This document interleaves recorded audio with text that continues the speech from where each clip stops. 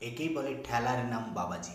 রাজ্যে মেডিকেল ভর্তিতে জাল শংসাপত্র রয়েছে, সুপ্রিম কোর্টে স্বীকার করতে বাধ্য হল রাজ্য সরকারের আইনজীবী কপিল সিব্বল। সুপ্রিম কোর্টে চলা বিচারপতি সৌমেন সেন অভিজিৎ গঙ্গোপাধ্যায়ের সংঘাতের জন্য 5 বিচারপতির সাংবিধানিক বেঞ্চে রাজ্য সরকারের হয়ে শুনানিতে অংশ নিয়েছিল বরিষ্ঠ আইনজীবী কপিল সিব্বল। কপিল সিব্বল বাবু এদিন সুপ্রিম কোর্টের 5 বিচারপতির সামনে স্বীকার করতে বাধ্য হলো যে রাজ্য মেডিকেলে ভর্তিতে জাল শংসাপত্র রয়েছে।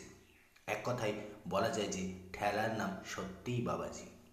আসলে অসংরক্ষিত পড়ুয়া ভর্তির অভিযোগে মামলা দায়ের হয়েছিল কলকাতা হাইকোর্টে। সেই মামলায় গুরুত্ব বুঝে সিবিআই তদন্তের নির্দেশ দিয়েছিল বিচারপতি অভিজিৎ গঙ্গোপাধ্যায়।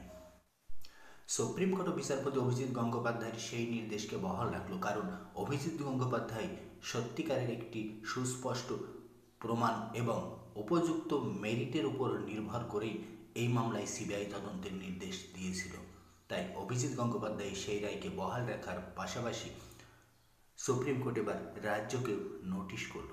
কিন্তু তার আগেই রাজ্য সরকার নিজের পিঠ বাঁচাতে সুপ্রিম কোর্টে কবুল করল যে মেডিকেলে ভর্তিতে জাল শংসাপত্র রয়েছে। বিচারপতি ডিওয়াই চন্দ্রচূড়ের সামনেই রাজ্যকে স্বীকার করতে হলো। কার্যত মমতা বন্দ্যোপাধ্যায়ের মান সম্মান নিয়ে আরও একবার সুপ্রিম কোর্টে টানাটানি শুরু হলো।